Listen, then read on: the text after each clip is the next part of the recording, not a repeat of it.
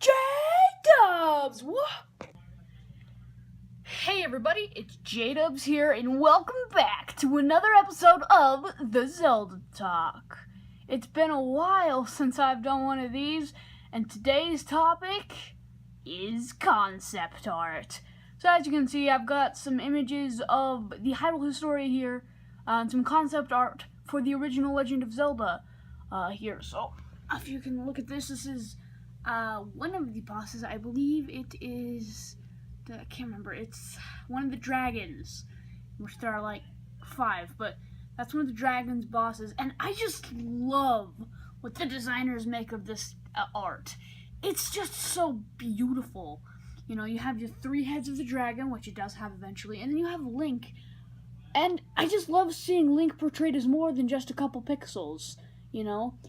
This is the same Link from that NES game, but instead of being a bunch of pixels, it's a drawing, and he has a bow, and he's fighting this giant monster, in which he does.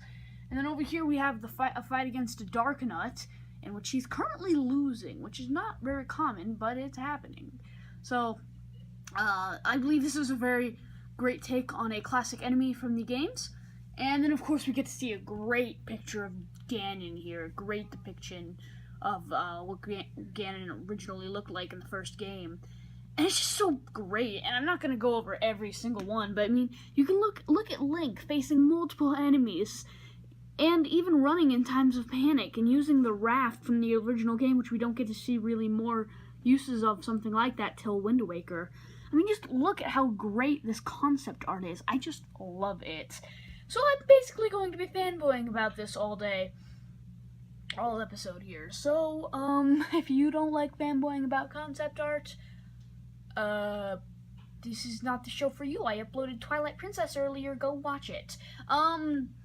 So as you can see maybe early concepts for Wall Masters, how they got the name Wall Masters when they're really on like the floor or something, and then small keys, and just great light. So I'm gonna turn the page here, look at some Ocarina of Time designs. Let's get to the actual concept art, because Ocarina of Time in this book has some of the best concept art. Here we go.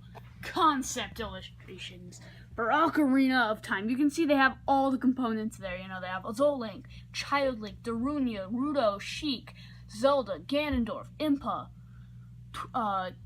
Kotek, and Konuma that turn into Twin Rova, some of the bosses, and people you meet on your adventure. You get to see Link on his horse, Saria, Nabooru, more horses for some reason. You know, you just get to see so many. You get to see King Dodongo here. So many different things in this illustration, and a lot of them are like this. I mean, look at the one over here. It even labels it out. It has Ganon on the bottom, Ganondorf on the top, with like child versions of characters on the top, and adult versions of the characters on the bottom.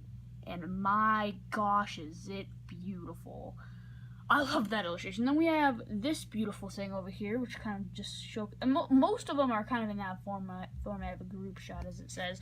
But then this one is a classic that I think a lot of Zelda games kind of took up as their poster art and stuff.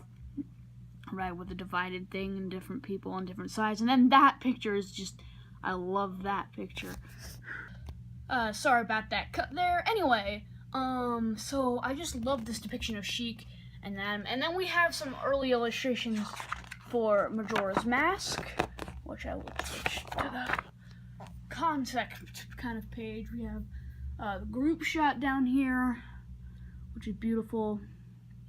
You know, really showcases. I think that was actually used in the original game. I think that something very, very similar to this was used in the final game. And who is Tingle?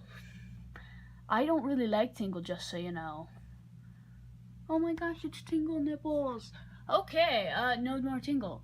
So now here's some concept art, right? We get the different versions of our favorite places.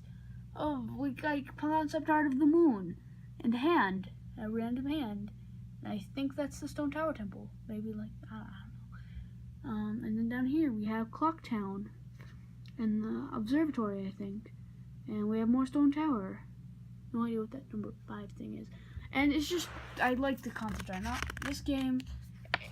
It's got good. And then my favorite game in the series, Wind Waker. I mean, gosh, I love this. Lane, just look at these designs. I know I'm quickly strolling through most of them, but just look at that. And that's creepy, King of Red Lions.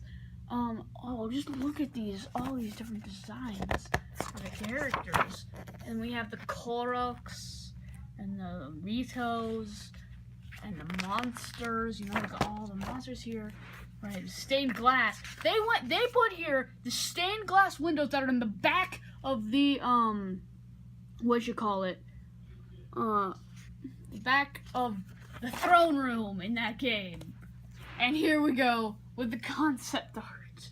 It's just so great, you know. You got the Forsaken Fortress over there, Windfall Island, the castle that's at the bottom of Hyrule, in multiple forms. You got GameCube Island. It's beautiful. You've got what's that what it's called? The Stovepipe Island. I don't think that's that name. And then you've got great depictions over here of Link swimming and all that stuff. All I want to say is really this is a big tribute to all the people who worked on these games, making the art for these games. It's just beautiful, and I love it. And this has been the Zelda Talk. I will see you guys next time. Bye.